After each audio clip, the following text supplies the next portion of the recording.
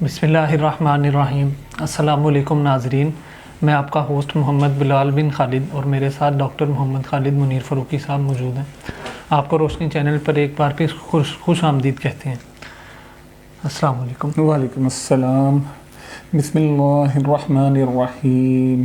الحمدللہ رب العالمین، نحمدہ و نصلی علی رسولہ الکریم، اما بعد۔ ناظرین، آج کے بابرکت دن عید میلاد نبی کے دن آپ کے سامنے ایک نئے پروگرام کے ساتھ آپ کی خدمت میں آپ کا ہوسٹ ڈاکٹر خالد منیر فاروقی حاضر ہیں۔ اور بلال صاحب، کیا حال ہے آپ کے؟ میں ٹھیک۔ جی، ناظرین کو عید میلاد النبی مبارک ہو آج۔ اور آج ہم جو بات ہے وہ بھی عید میلاد النبی کے حوالے سے ہی کریں گے۔ اور آج ہم بات کریں گے عید میلاد نبی کے دن کی اہمیت اور کیسے منانا چاہیے، اس بات پہ بات کریں گے کہ یہ دن ہمیں کیسے منانا چاہیے۔ آج کا دن انتہائی مسرت کا دن ہے، نبی پاک صلی اللہ علیہ وآلہ وسلم کی آمد کا دن ہے۔ آج کا دن وہ دن ہے جس دن اللہ پاک نے اس کائنات کے لیے جو اپنی سب سے بڑی نعمت تھی اس کو آشکار کر دیا، اور اللہ پاک نے انسانی وجود میں اس شاہکار کو جس کے لیے اللہ پاک نے یہ کائنات تخلیق فرمائی تھی اس کو اس دنیا میں پیش کیا، اور ان کو اپنے حبیب کا درجہ دیا۔ رسول اللہ صلی اللہ علیہ وآلہ وسلم کی آمد اور ان کی ولادت باسعادت اس دنیا کا سب سے بہترین واقعہ ہے۔ آپ سرکار اس دنیا میں تشریف لائے تو انہوں نے اس دنیا کی تاریخ کو بدل دیا۔ بلال صاحب، اس زمانے میں جب آپ تشریف لائے ہیں تو ظلمت کی گھٹا چھائی ہوئی تھی، ہر طرف ظلم و ستم تھا، استبداد تھا، انسانیت گویا فسق کے دم توڑ رہی تھی، ہر طرف ظلم کا افریت انسانیت کو نگل رہا تھا۔ اس میں فرعون کی چوٹیوں سے ایک ایسا چاند طلوع ہوتا ہے کہ انسان کی تاریخ امن کے دھارے میں امن کا گیت گاتے ہوئے آگے چلتی ہے۔ رسول پاک صلی اللہ علیہ وآلہ وسلم کی شان یہ ہے کہ آپ امام الانبیاء ہیں، سید الانبیاء ہیں، جو اللہ تعالیٰ نے آج تک جتنے انسان پیدا فرمائے ہیں اور جتنے انسان آگے پیدا فرمائیں گے، آپ ان سب میں سے افضل ترین انسان ہیں۔ آپ سید البشر ہیں، آپ سرور کائنات ہیں۔ آپ کی تعریف کے لیے آج تک کوئی ایسا لفظ ایجاد نہیں ہوا جو کہ معنی کو تعبیر دے سکے، جو کہ انسانوں کے جذبات کی عکاسی کر سکے۔ آج کا دن جب ہم باہر نکلتے ہیں تو سڑکوں میں اور بازاروں میں وہ رونق دیکھتے ہیں کہ انسان اشش کر اٹھتا ہے۔ پوری دنیا میں مسلمان اس وقت مسرت اور فرت انبساط کے ساتھ جھوم رہے ہیں۔ آج کا دن مسلمانوں کے عشق کے جوش کا دن ہے، لیکن ہمیں یہ سوچنا چاہیے کہ یہ عشق صرف آج کے دن تک محدود کیوں ہے؟ یہ عشق کنٹینیو کیوں نہیں کرتا؟ کیا سال کے 300 جو باقی 64 دن ہیں ان میں یہ ہمارا عشق کیوں ماند پڑ جاتا ہے؟ تو ابھی آپ نے بات کی کہ آج کے دن کو کیسے منایا جائے، تو آج کا دن ناظرین تجدید عہد وفا کا دن ہے۔ اس بات کی تجدید کرنے کا دن ہے کہ آج ہم یہ عہد کریں گے کہ ہم اپنی زندگیوں کو آنے والے دنوں میں تبدیل کریں گے اور رسول اللہ صلی اللہ علیہ وآلہ وسلم کا سچا امتی بن کر دکھائیں گے، ان کی اطاعت کریں گے۔ آپ نے دیکھا ہوگا کہ لوگوں نے پرچم لہرائے ہوئے ہیں اور ان کے اوپر نبی پاک صلی اللہ علیہ وآلہ وسلم کی نالین پاک کا عکس ہوتا ہے، اور لوگ کبھی اس کا سٹیکر یہاں لگاتے ہیں، کبھی سر پہ لگاتے ہیں۔ آپ کو معلوم ہے کہ نبی پاک صلی اللہ علیہ وسلم کی نالین پاک کو دل کے ساتھ یا آنکھوں کے ساتھ لگانے کا مطلب کیا ہے؟ ایک عقیدت کے اظہار کے لیے لوگ لگاتے ہیں۔ بالکل بالکل، عقیدت کا اظہار، یعنی نبی پاک صلی اللہ علیہ وآلہ وسلم کی نالین پاک کو اپنے سر پہ رکھنے کا مطلب یہ ہے کہ ہم زندگی کے ہر شعبے میں نبی پاک صلی اللہ علیہ وآلہ وسلم کی اطاعت کریں گے، ان کی فرما برداری کریں گے، اور انہوں نے جو طریقہ بتایا ہے اس طریقے کو اپنی زندگی میں اپنائیں گے۔ لیکن کیا ہم ان کے بتائے ہوئے طریقے سے تجاوز کر جائیں؟ یہ نہیں کریں گے۔ جو طریقہ بتایا ہے اور جس طرح بتایا ہے اسی کے مطابق عمل کریں گے۔ دوسرا، یہ دن اس بات کا متقاضی ہے، کیونکہ یہ اللہ کا سب سے بڑا احسان ہے ہمارے اوپر، کہ اس دن ہم صدقہ اور خیرات کریں۔ اور صدقہ اور خیرات کرنے کا بہترین طریقہ یہ ہے کہ ان لوگوں کی مدد کی جائے جو کہ مستحق ہیں، ان لوگوں کے گھروں میں راشن بھیجا جائے تاکہ وہ بھی اس خوشی سے لطف اندوز ہو۔ اگر کوئی بھوکا سو رہا ہے، اگر کوئی تکلیف میں مبتلا ہے اور ہم اس کی مدد نہیں کرتے تو یہ نبی پاک صلی اللہ علیہ وآلہ وسلم کے پیغام کی نفی ہے۔ اور ذکر کیجئے نبی پاک صلی اللہ علیہ وآلہ وسلم کا، ان کی بڑائی اور اچھائی کو بچوں کے ساتھ بیان کیجئے، اپنے گھر والوں کے ساتھ بیان کیجئے، اپنے دوستوں کے ساتھ نبی پاک صلی اللہ علیہ وآلہ وسلم کا ذکر کیجئے۔ آپ جانتے ہیں کہ جو نبی پاک صلی اللہ علیہ وسلم کا سب سے بہترین ذکر ہے وہ کیا ہے؟ قرآن رسول اللہ صلی اللہ علیہ وسلم کا اگر آپ نے ذکر کرنا ہے اور اس نعمت کا ذکر کرنا ہے اور اس نعمت کا شکر ادا کرنا ہے جو اللہ پاک نے ہم پہ نازل فرمائی، تو بیٹا تلاوت قرآن پاک، اور تلاوت قرآن پاک اور سمجھ کے پڑھنا اور ترجمے کے ساتھ پڑھنا اور پھر اس آیت کو اپنے اوپر نافذ کر لینا، یہی منشاء قرآن ہے۔ اور اسی لیے نبی پاک صلی اللہ علیہ وآلہ وسلم نے اتنی قربانیاں دی۔ آپ صلی اللہ علیہ وآلہ وسلم کی زندگی کے بیٹا بے شمار پہلو ہیں، مجھے جو سب سے زیادہ ان کی زندگی کا پہلو پسند آتا ہے ان کا صبر اور اصرار۔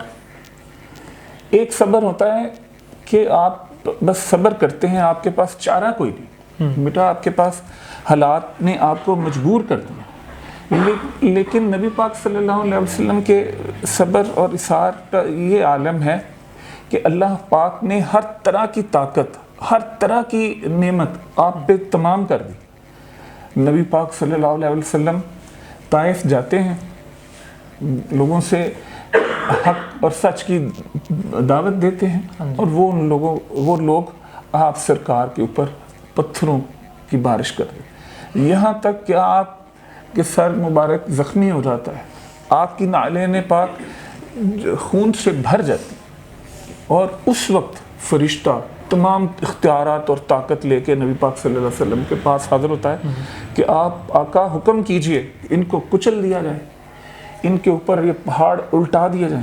اس وقت صبر کرنا کسی انسان کے بس کی بات نہیں تھی۔ اس وقت صرف سید الانبیاء اور سید البشر جو تھے وہ کمال صبر کا مظاہرہ کرتے ہیں، اور وہ کہتے ہیں نہیں، ان کو نقصان نہ پہنچانا۔ ہو سکتا ہے کہ ان کے آنے والی نسلوں میں سے اسلام کا کوئی بول بالا کرنے والا پیدا ہو۔ اللہ پاک نے ان کے لفظوں کی لاج رکھی، اور قبیلہ اور طائف کے ایک قبیلے بنو ثقیف سے وہ نوجوان اٹھا، محمد بن قاسم، اسلام کا پھریرا لہراتا ہوا وادی سندھ میں اور ہندوستان میں اسلام کی شمع کو روشن کر گیا۔ نبی پاک صلی اللہ علیہ وسلم کے منہ سے الفاظ نکلتے، فرشتے پورا کرنے کے لیے تیار۔ حضرت ابو ہریرہ نے دعا فرمائی، رسول اللہ صلی اللہ علیہ وسلم کے حضور پیش ہوئے روتے ہوئے کہ میری والدہ جو ہیں وہ اسلام کی روشنی کو قبول نہیں کر پا رہی، اور وہ آپ کی شان میں گستاخی کرتی ہیں، اور آپ ان کے لیے دعا فرمائیں۔ بیٹھے ہیں، رسول اللہ صلی اللہ علیہ وسلم نے ہاتھ اٹھائے، ابھی دعا کی تو ابو ہریرہ بھاگے گھر کی طرف کہ دیکھیں اب کیا نتیجہ نکلتا ہے۔ دعائے محمدی عرش تک پہنچنے سے پہلے قبولیت ہوتی ہے۔ تو آپ گئے اور دیکھا تو والدہ صاحبہ نے غسل فرما رہی تھیں، اور باہر آئیں تو کہا کہ مجھے محمد کے پاس لے۔ یہ شان ہے رسول اللہ صلی اللہ علیہ وسلم۔ اور ایک بات آپ ناظرین سے بھی میں عرض کرنا چاہوں گا کہ رسول اللہ صلی اللہ علیہ وسلم کی زندگی کے جو پہلو ہیں، چاہے وہ باپ ہوں، ان سے بہتر باپ کوئی نہیں، اگر وہ بچے تھے ان سے بہتر بچہ کوئی نہیں، اگر وہ نانا تھے ان سے بہتر نانا کوئی نہیں، اگر وہ جنرل تھے تو ان سے بہتر جنرل کوئی نہیں، اگر وہ کمانڈر تھے تو ان سے بہتر کمانڈر کوئی نہیں، اور اگر وہ بادشاہ تھے تو ان جیسا بادشاہ کوئی نہیں، اگر وہ شہنشاہ تھے تو ان جیسا शहनशाह कोई नहीं। यार क्या बात करें उनके बारे में। आप सरकार एक चटाई पे लेटे हैं और पूरे दोनों जहानों की बादशाहत आपके कदमों में हैं। आप सरकार ने पेट पे पत्थर बांधे हैं, 2-2 महीने घर में फाका है। ये बादशाहत का वो मयार कायम कर दिया उन्होंने कि अब किसी इंसान के लिए उस मयार को पहुंचना नामुमकिन है।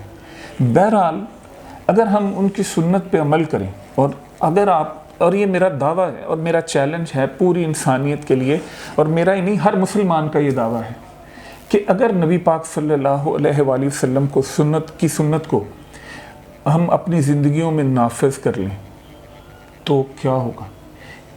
एक ऐसा माशरा मारज़ वजूद में आएगा कि जिसमें कोई तकलीफ़ नहीं होगी। एक ऐसा मिसाली माशरा, आप सरकार के नक्शे कदम पे चलते हुए अगर आप उनकी सुन्नत को अपना लें तो एक ऐसा माशरा कायम होगा जिसमें भूख नहीं होगी, जिसमें हसद नहीं होगा, जिसमें अफलास नहीं होगा, जिसमें दुख नहीं होगा। और ये भी मेरा चैलेंज है कि उसमें बीमारी भी नहीं होगी, उसमें कोई आफत भी नहीं होगी।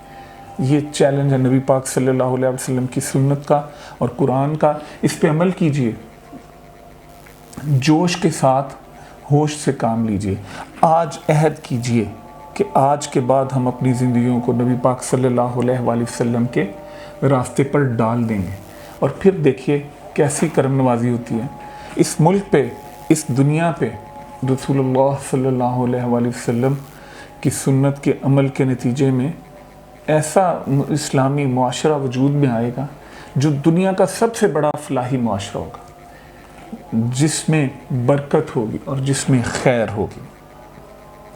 एक तरीका और हमें करना चाहिए कि आज के दिन शुक्राने के नफल अदा करना चाहिए, नमाज शुक्र अदा कीजिए। जी ठीक है जी, जितने भी नफल पढ़ सकते हैं आज आप पढ़िए, अल्लाह का जिक्र कीजिए और अल्लाह के नबी पाक सल्लल्लाहु अलैहि वसल्लम की ना जो खुशबू है वो सारे आलम में फैला दीजिए। नबी पाक सल्लल्लाहु अलैहि वसल्लम की सीरत का मुतालिया कीजिए, उनके लिबास का मुतालिया कीजिए, उनकी गुफ्तार का मुतालिया कीजिए, उनका रहन सहन जानिए। वो कैसे बैठते थे, कैसे खाना खाते थे, कैसे पानी पीते थे, बच्चों के साथ उनके मामलात क्या थे। यार आकाए दो जहां हैं और मस्जिद से बाहर आते हैं तो बच्चों को झुक के सलाम करते हैं, बच्चों को उठा के कंधे पर बिठा लेते हैं। ये वो चीज़ है जो हमें अपनानी है। आका जो हैं वो एक बूढ़ी औरत के घर में जाते हैं और उनके घर की सफाई करते हैं और उनके घर का पानी भरते हैं, और वो औरत जो कि आप सरकार की सख्त तरीन दुश्मन, ये अमल हमें अपनाना है। हमें अपने दुश्मनों को भी अपने सीने से लगाना है। नबी पाक सल्लल्लाहु अलैहि वसल्लम की सुन्नत यही, खिदमत उन्होंने की जिस तरह से इंसानियत की, उस तरह से हमें खिदमत अपनानी है। आप सरकार की बातें करते रहें करते रहें करते रहें और करते रहें। जिसे कहते हैं ना शेर की हालत में कि या तेरा तस्करा करे हर शख्स या कोई हमसे गुफ्तगू ना करे। आपका तस्करा जारी रहे, ज़ुबानों पे दरूद पाक जारी रहे, आँखों के अंदर रब का नूर जारी रहे, और इसी तरह से ये बात आगे बढ़ती रहे। तो बेटा आपने भी अहद करना है कि नबी पाक की सुन्नत को अपनाना है, उनके तर्ज़ अमल को अपनाना है, अपनी ज़िंदगियों में बेहतरी लानी है, अपनी ज़िंदगियों में तब्दीली लानी है। आज का दिन तजदीद अहद वफ़ा का दिन है। ठीक है, आप इजाज़त चाहेंगे? हाँ जी, आज के लिए आज की वीडियो का इख्तिताम भी हम इकबाल के इस शेर पे करेंगे कि की मोहम्मद से वफ़ा तूने तो हम तेरे हैं, ये जहाँ चीज़ है क्या लोहो कलम तेरे हैं। सुभान अल्लाह, सुभान अल्लाह। ठीक है नाज़रीन, हम आपसे अगली वीडियो में फिर दोबारा किसी नए मौजू पे गुफ्तगू करेंगे। अल्लाह हाफिज़।